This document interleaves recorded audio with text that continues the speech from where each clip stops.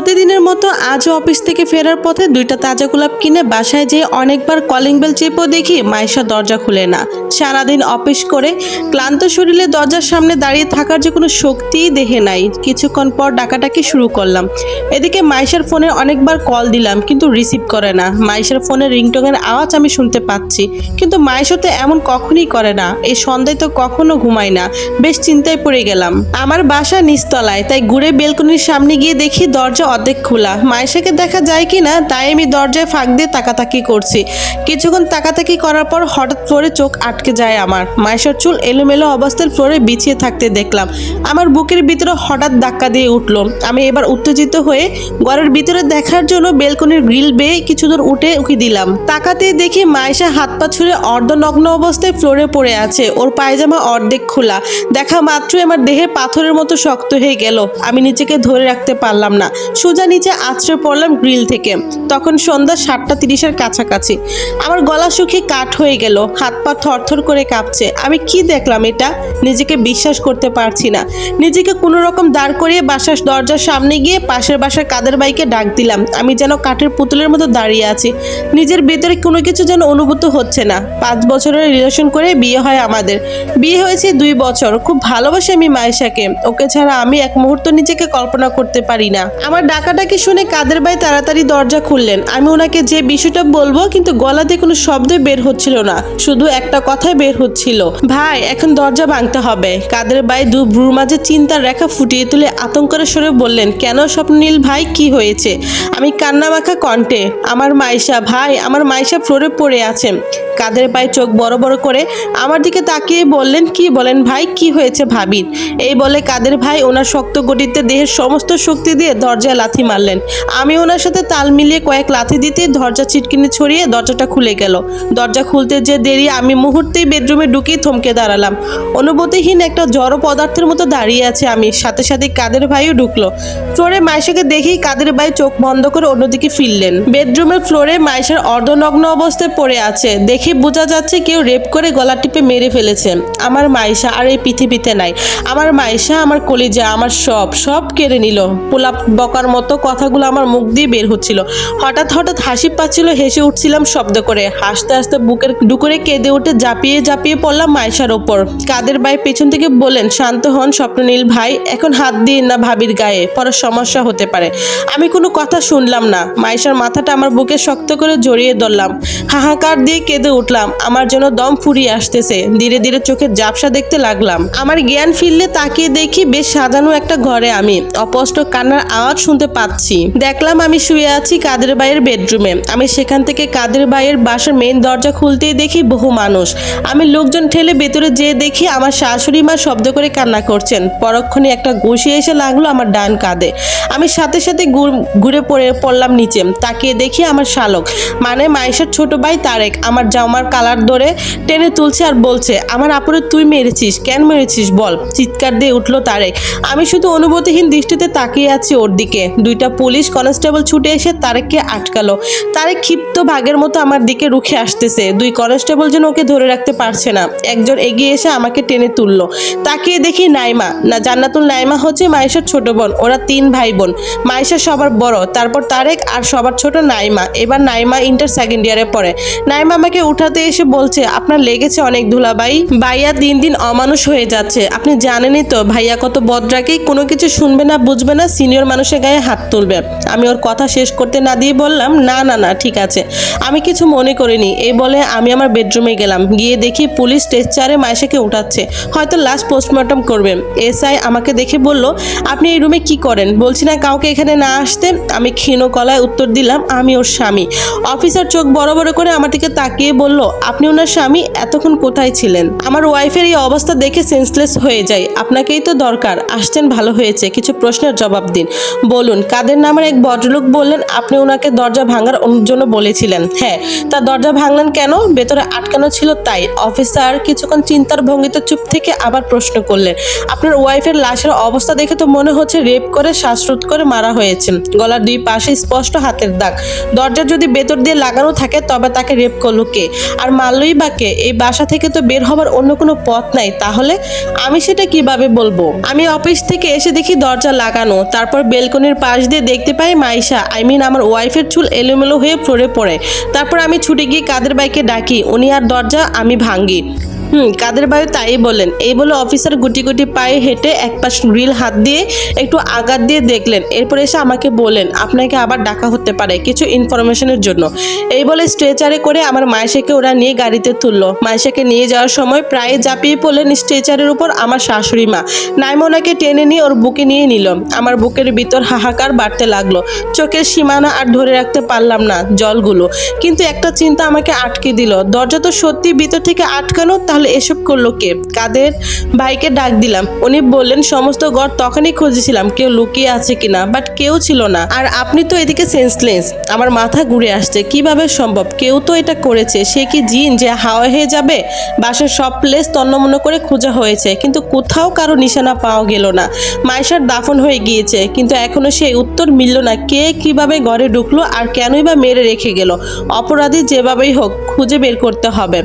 আমার পৃথিবী কেড়ে নিল যে তাকে আমি তো ছেড়ে কথা বলবো না। একদিকে মাইশার হারানোর যন্ত্রণা আর অন্যদিকে রহস্যের জালে ঘিরে আমি কোনো আগা মাথা খুঁজে পাচ্ছি না, কিভাবে কোথা থেকে শুরু করব। রাত 3:45। চেয়ার নিয়ে বেলকনিতে বসে আছি, চোখে কোনো ঘুম নাই। মাইশা যাওয়ার পর এই 3 দিন কোনো ঘুমাতে পারি না। মাঝরাতে শুনতে পাই যেন মাইশা কাদা কাদা গলায় বলছে, ওকে ছেড়ো না স্বপ্ননীল। সাথে সাথে আমি এদিক ওদিকে তাকাতাকি করি। পরক্ষণেই বুঝি হ্যালোসিনেশন হবে হয়তো। আজ পূর্ণ পূর্ণিমার চাঁদটা যেন আমার মাইশার জন্য আরো উজ্জ্বল। আমি চেয়ার ছেড়ে উঠলাম। মাইশা থাকলে হয়তো বলতো, এই যান এদিকে আসো, দেখো কত সুন্দর চাঁদ। আমি তখন ওই চাঁদের চেয়ে আরো উজ্জ্বল আমার মাইশার চাঁদ মুখখানা অবাক হয়ে দেখতাম। একটা দীর্ঘশ্বাস ফেলে বেলকনির গ্রিল আঁকড়ে ধরে দেহের একটু ভর দিয়ে চাঁদটা দেখতে যাব, ঠিক এমন সময় গ্রিলের জয়নিং এর এক পাশ একটু আলগা হয়ে গেল। আমি অবাক হয়ে গেলাম। আবার একটা ধাক্কা দিতে দেখি গ্রিলের এক পাশ বাইরে সরে গেল। আমার গলা শুকিয়ে হাত দুইটা কাঁপতে লাগলো। পুলিশ তো ধাক্কা দিয়ে দেখলো, তখন কিছু হলো না, এখন কেন এমন হলো? আমার গলা শুকিয়ে কাঠ হয়ে গেল, হাত দুইটা কাঁপছে। পুলিশ তো ধাক্কা দিয়ে দেখলো তখন, কিন্তু তখন অবধি বেলকনির গ্রিল তো ভালোই ছিল। এখন কিভাবে আলগা হয়ে এক পাশ খুলে যাচ্ছে? বেলকনির গ্রিলের আলগা হয়ে যাওয়ার অংশে এবার জোরে চাপ দিতে পাশে একটা বড় অংশ ছড়িয়ে গেল। এই ছাড়ানো অংশের ভেতর দিয়ে খুব সহজে একটা মানুষ বের হতে পারবে। আর যেহেতু নিচতলা, তাই লাফ দিয়ে পালিয়ে যাওয়াটা খুব সহজ ব্যাপার। গলাটা এত শুকিয়ে এলো যে রুমে গিয়ে এক গ্লাস পানি খেয়ে নিলাম এক নিঃশ্বাসে। হাতটা আমার এখনো কাঁপছে। কোনো রকম গ্লাসটা ধরে আছি আর একটা রহস্যের ভেতরে ঢুকে গেলাম আমি। বেলকনির গ্রিলের এক পাশ ছাড়াতে গিয়ে তাকে 6টা জয়েন্ট কাটা লাগবে। সেটার জন্য ও সময়ের ব্যাপার। রেপ করে গলা টিপে হত্যা করে ঠান্ডা মাথায় এতগুলো জয়েন্ট কাটা কখনই সম্ভব না। আর মেন দরজা দিয়ে যদি কেউ এসেই থাকে, তবে মাইশা কখনো সিটকিনি লাগাবে না। না, কি হত্যা করে সিটকিনি লাগিয়ে দিয়েছে। একজনকে রেপ করছে আর কেউ টেরও পেল না। আমার মাথাটা আবার ঘুরে এলো। বিছানার শরীরটা এলিয়ে দিলাম। 3 দিন কোনো ঘুম নাই চোখে। তাতে আমার পৃথিবী হারানোর কষ্টের পাহাড় বুকে চাপা, আর একদিকে রসের জালে গলা অবধি জড়িয়ে। আমি আর পারছি না, শরীরের সমস্ত শক্তি যেন শেষ হয়ে এলো। বড্ড ক্লান্ত আমি। বিছানায় দেহটা এলিয়ে দিতে না দিতেই কলিং বেলের আওয়াজ। এই মুহূর্তে কলিং বেলের আওয়াজ যেন বিশ্বের মতো লাগলো কানে। দেওয়ালের ঘড়ির দিকে তাকালাম, সকাল 6:59 বাজে। এখনই সকাল হয়ে গেল। আর এই 7 সকালে আবার কে এলো সান্ত্বনা দিতে? কলিং বেল ওদিকে বেজেই যাচ্ছে। দ্রুত পা হেঁটে দরজা খুলতেই দেখি 2টা পুলিশ কনস্টেবল আর একজন এসআই অফিসার। মনে মনে বিরক্তি নিয়ে বললাম, এতে সংসার ধর্ম নাকি আমার মতো এই কেসের রসে ওদের রাতে ঘুম হারাম হয়ে গিয়েছে। অফিসার আমার গোড় ভাঙিয়ে দিয়ে দয়াময়হীন কণ্ঠে বললেন, ভেতরে যেতে পারি? কিছু ইনফরমেশন জানার ছিল। আমি তড়িঘড়ি করে হ্যাঁ অবশ্যই, আগে ভেতরে আসুন। আসলে এত সকালে আপনাদের দেখে ভাবছিলাম আপনাদের রাতে ঘুম ভালো মতো হয়েছে কিনা। অফিসার মুখে স্পষ্ট হাসি রেখা ফুটে তুলে বললেন, আমাদের ঘুম হোক বা না হোক, আপনার যে কয়দিন ঘুম হচ্ছে না সেটা বোঝাই যাচ্ছে। আমি একটু চিহ্নিত স্বরে প্রশ্ন করলাম, কিভাবে? অফিসার তাচ্ছিল্য স্বরে বললেন, আরে ঘাবড়াবেন না, সন্দেহ নিয়ে কোনো কথা বলছি না। আপনার টকটকে লাল চোখ দেখে বোঝা যাচ্ছে। যাই হোক, কাজে এসেছিলাম। অফিসারের কথা শেষ না হতে দিয়েই বললাম, কাল রাতে 3টার দিকে একটা ঘটনা ঘটেছে। অফিসার আমার দিকে ফিরে ভ্রু কুঁচকে উৎসাহ নিয়ে বললেন, কি ঘটনা? কাল রাতে চাঁদটা অনেক উজ্জ্বল ছিল জানেন। চাঁদটার দেখার সময় নাই মশাই, নানান ঝামেলার মধ্যে থাকতে হয়, ওসব অনুভূতি মরে গেছে। অফিসারের কণ্ঠে চরম হতাশা খুঁজে পেলাম। তারও হয়তো রূপালী মায়াবী চাঁদ দেখার খুব ইচ্ছা জাগে, হয়তো বউকে ডাকে। কিন্তু আমার মায়েশার মতো তো সব মেয়ে চাঁদ প্রেমিক না। হয়তো এমন বিদ্যুৎ ঘটে কোনো মেয়ের সাথে অফিসারের বিয়ে হয়েছে। অফিসার আবার বললেন, হ্যাঁ তারপর কি হলো? চাঁদটা আমার বেলকনিতে সম্পূর্ণ দেখা যায় না, তাই বেলকনির গ্রিলে একটু দেহের বর দিয়ে চারটা দেখতে গেছিলাম। তারপর হঠাৎ দেখি থেমে গেলাম আমি। কি হলো, থামলেন যে, কি দেখলেন? আমি ওনাদেরকে ডেকে বেলকনিতে নিয়ে গেলাম, গ্রিলের খোলা অংশটা দেখিয়ে দিলাম। একজন কনস্টেবল ছবি তুলে নিল ক্যামেরায়। অফিসারের মুখে চিন্তার ছাপ দেখতে পাচ্ছি। উনি নিজে আবার হাত দিয়ে খোলা অংশটা নাড়াচাড়া দিয়ে দেখছেন। আমি বাইরে তাকাতে মেন গেটের ডুলের উপর বসে থাকা দারোয়ানের দিকে চোখ পড়লো। ওর দিকে চোখাচোখি হতে একটা অপরাধ ভাব সৃষ্টি নিয়ে চোখ সরালো আর অন্যদিকে তাকালো। ব্যাপারটা একটু খটকা লাগলো আমার। আবার ভাবলাম পুলিশ টুলিশ দেখে ওদের আবার হুদায় ভয়ে থাকে, তার জন্যই হয়তো। অফিসার বললেন, গোলমোলে ব্যাপারটা কিছুটা কুলকিনারা খুঁজে পেলাম, তাহলে ব্যাটা এখন থেকে কেটে পড়ছে। ছোটে ছোটে চাপ দিয়ে মাথা নাড়ালেন অফিসার। আবার বলেন, আচ্ছা, আপনার বা আপনার ওয়াইফের সাথে কারো শত্রুতা ছিল? এই ধরনের কোনো ব্যাপার নিয়ে দ্বন্দ্ব বা মনোমালিন্য? আমি একটু ভেবে নিলাম, আমার শত্রু? আমি বললাম, দেখুন অফিসার, তেমন কারোর সাথে আমাদের কোনো ঝামেলা নাই। আমি বদলি হয়ে এখানে এসেছি মাত্র 3 মাস, আর আমার ওয়াইফের সাথে এমন কিছু হলে আমি আগে জানতাম। আমার কাছেও কোনো কিছু লুকাতো না। অফিসার আমার কথা শুনে মুচকে হাসি দিয়ে বললেন, স্বপ্ননীল ভাই, এমন অনেক কিছুই থেকে যায় যা কাছের মানুষও টের পায় না। যাই হোক, সেদিকে না যায়।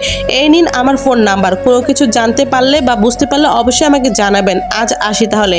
এই বলে কটমট করে সবাই চলে গেল। আমি তাকিয়ে দেখছি ওদের চলে যাওয়া। মাথার ভেতরে দারোয়ানের অপরাধ মাখা দৃষ্টিটা ঘুরপাক খাচ্ছে বারবার। দারোয়ানকে কেন যেন সন্দেহ করছি। ও তো রেপ করতে পারে না, কিন্তু মেরে ফেলবে কেন? তবে যে মেরেছে তার অনেক দিনের প্ল্যানিং ছিল নিশ্চয়। এই গ্রিল হয়তো আগে থেকে কেটে রাখছে, সময় সুযোগ বুঝে ভেতরে ঢুকেছে। কিন্তু দারোয়ান ও তখন কোথায় ছিল? বাবা মাত্রই হনফন করে বাইরে বের হয়ে দারোয়ানকে ডাক দিলাম। ও প্রথমে স্থিরতত্ত্ব করে তারপর আসলো। ওর মুখের ভঙ্গি দেখে মনে হচ্ছে এই মাত্র বুক দেখে এসেছে। আমি রূপ ভঙ্গি নিয়ে কড়া গলায় বললাম, কি রে, এমন স্থিরবোধ করছিস কেন? না না, মানে ভাইজান। ওর কথা না বলতে দিয়ে ওকে প্রশ্ন ছুড়ে দিলাম, তুই কাল দুপুরে কোথায় ছিলি? ভাইজান, দুপুরে তো এইখানেই বইয়ে আসছিলাম, একটু খাওয়ানোর জন্য গেছিলাম 15 থেকে 20 মিনিটের জন্য। আচ্ছা, আর বিকেলে ভাইজান বাড়িওয়ালা চাচা আমার একটু দোকানে পাঠাইছিল ভাইজান, আসতে একটু লেট হয়ে গেছিল ভাইজান। আচ্ছা বল, তোর ভাবি যেদিন খুন হয়েছিল সেদিন এই বিল্ডিং এর অপরিচিত আর কেউ ঢুকেছিল? ভাইজান, দুপুরের দিকে একটা লোক ঢুকছিল, আমি ব্রু কুচকে ওর দিকে তাকালাম। লোক? তুই চিনিস তারে? কেমন দেখতে সে? কোন বাসায় ঢুকেছিল? একদমে সব প্রশ্ন করলাম। বুকের ভিতর যেন উত্তেজনা বেড়ে গেল। দারোয়ান এদিক ওদিক চোখ পাকিয়ে বলল, ভাইজান, শ্যামলা করে মোটামুটি লম্বা একটা লোক। আমি অপরিচিত জিগাইতে কয় যে মাইশার বাবির কাছে যাবে। আমি ভাবলাম আপনাদের কোনো আত্মীয় হবে, তাই কিছু কইনি ভাইজান। এতক্ষণে সবকিছু ঠিকঠাক ছিল, কিন্তু দারোয়ানের এই কথা শুনে সবকিছু উলটপালট হয়ে গেল। অপরিচিত লোক, সে ঠান্ডা মাথায় গ্রিল কাটবে কিভাবে? আর কাটলেও তো দারোয়ানের বা অন্য কাউকে দেখতে পাবে। আমি এক ধমক দিয়ে বললাম, এই আমার সাথে বানিয়ে গল্প করছিস? এক থাপ্পড়ে তোর দাঁত ফেলে দেবো বেয়াদব। আমার এই রূপ দেখে দারোয়ান বেশ ভালোই বিমড়ি খেয়ে গেল। মাথা নিচু করে বলল, ভাইজান দমকেন কেন? হাঁচাই তো কইলাম। আমি আরো শক্ত হয়ে বললাম, পুলিশ এসে পাছায় বাড়ি চালালে সব সত্যি বের হবে, যা এখন। ও কোনো রকম আমার চোখের সামনে থেকে পালালো। দারোয়ানের প্রতি সন্দেহটা আরো শক্তপোক্ত হলো। ওর ওই করছে, নাইলে কেউরে দিয়ে করাইছে, আর নাইলে কি ওরে মুখ বন্ধ করাইছে টাকা দিয়া। এরই মধ্যে ফোনে কল এলো। দেখি নাইমার নম্বর থেকে কল। মাইশা মারা যাওয়ার পর থেকে বারবার ফোন দিচ্ছে, নানান অজুহাতে ফোন দেয়। বলে যে আপুর জন্য খুব খারাপ লাগছে, আম্মুর কান্না তো থামছে না, আরো কত কি কথা। ফোন রিসিভ করলাম। ওপাশ থেকে নাইমার মিষ্টি কণ্ঠ। মেয়েটা দেখতে যেমন সুন্দর, কণ্ঠ আল্লাহ যেন নিজ হাতে নিখুঁত করে সৃষ্টি করেছেন মেয়েটাকে। দুলাভাই, হ্যাঁ বলো নাইমা। বাড়িতে আপুর মৃত্যুর জন্য দোয়া মাগফিরাতের আয়োজন করেছে, তাই আম্মু বলল আপনাকে আসতে। আজই চলে আসেন দুলাভাই। নাইমা, তুমি তো জানোই তোমার আপু খুন হয়েছে। পুলিশ আমাকে চোখে চোখে রাখছে। এই মুহূর্তে শহরের বাইরে যাওয়া ঠিক হবে না। না না না ভাইয়া, কোনো কথা শুনবো না, আপনাকে আসতেই হবে। আপনি আজই আসেন, এটাই শেষ কথা, রাখি। এই বলে কেটে দিল, আমার কোনো কথা না শুনে। বড় চঞ্চল মেয়েটা এমনভাবে বলল যেন ওর আপুর দোয়া মাগফিরাতের চেয়ে আমাকে যাওয়াটা বেশি জরুরি। ওদিকে ফুটফুটে লক্ষ্মী বৌমাটার জন্য আম্মু প্রায় ফোন দিয়ে কান্নাকাটি করে। বিভিন্ন স্মৃতি বলতে থাকে ওর আর আম্মুর। আমি নীরবে শুনি আর চোখ দিয়ে টপ টপ করে জল ঝরতে থাকে। বুকের ভেতরটা ফেটে যায়। কোনো রকমে নিজেকে শান্ত করে আম্মুকে বুঝ দেই। একটা দীর্ঘশ্বাস ফেলে বিল্ডিং এর সামনে ফাঁকা জায়গাটিতে হাঁটাহাঁটি করছিলাম। মাইশা মারা যাওয়ার পর এই প্রথম বাইরে বের হলাম। কাদের ভাই ডেকে ডেকে ওনার বাসায় নিয়ে গিয়ে খাবার দিতেন, খাবার গলা দিয়ে নামতো না। বাইরে হাঁটাহাঁটি করতে করতে হঠাৎ পায়ের নিচে কি জানি ঠেকলো। তাকিয়ে দেখি একটা কানের দুল। এই মুহূর্তে আমি আমার বাসার বরাবর দাঁড়িয়ে সন্দেহ নিয়ে দুলটা হাতে নিলাম। দুলটা সোজা করতে আমি একটা ধাক্কা খেলাম। এটা যে আমার মাইশার দুল, এখানে কেন পড়ে আছে? ও তো বেড়াতে যাওয়া ছাড়া এই দুল পরে না। আমি সাথে সাথে দ্রুত পায়ে বাসায় যে আলমারির দরজায় হাতল ধরতেই দরজা খুলে এলো। কি দরজা খোলা? ভেতরে তাকিয়ে দেখি মাইশার 2 সেট 2 বাক্সে রাখা গহনার একটাও নাই, খালি বক্সে পড়ে আছে। এতদিনে একবারও আলমারির দিকে চোখ পড়লো না আমার। এসব দেখে আরো দুর্বল হয়ে গেলাম আমি। রহস্যের মোড় যে অন্যদিকে ঘুরে গেল। চুরি হয়েছে আমার বাড়িতে, রহস্যের একটা নতুন মোড় নিল। তার মানে আগে চুরি, তারপর দর্শন, তারপর খুন। মুহূর্তে মাথাটা গরম হয়ে গেল। সামনে গোল টি টেবিলে রাখা কাঁচের গ্লাসটা ধরে নিয়ে ফ্লোরে ছুঁড়ে মারলাম। গ্লাসটা ভেঙে টুকরো টুকরো হয়ে গেল। শরীরটা খুব দুর্বল লাগলো। বিছানায় গিয়ে বসলাম। না, এটা সব পূর্ব পরিকল্পিত। আমি সময়টাকে দেখে ছাড়বো। নিজের অজান্তেই কথাগুলো প্রলাপ করতে লাগলাম। ডান পাশে বিছানায় রাখা ফোনটা বেজে উঠলো। স্ক্রিনে তাকাইতে দেখি নাইমার ফোন। উফ, মেয়েটাকে আমাকে একটু স্বস্তি দিবে না দেখছি। দুর্বল শরীরে অনেকটা ক্লান্ত আর বিরক্ত নিয়ে ফোনটা রিসিভ করলাম।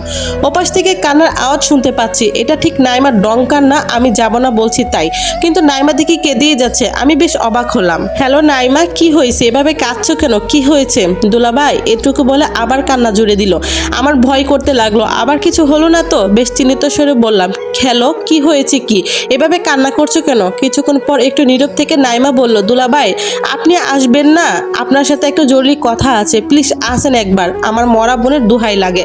নাইমাকে এভাবে বলতে শুনে ঠিক বুঝতে পারলাম না ওর সাথে হয়তো কিছু নিয়ে সমস্যা হচ্ছে।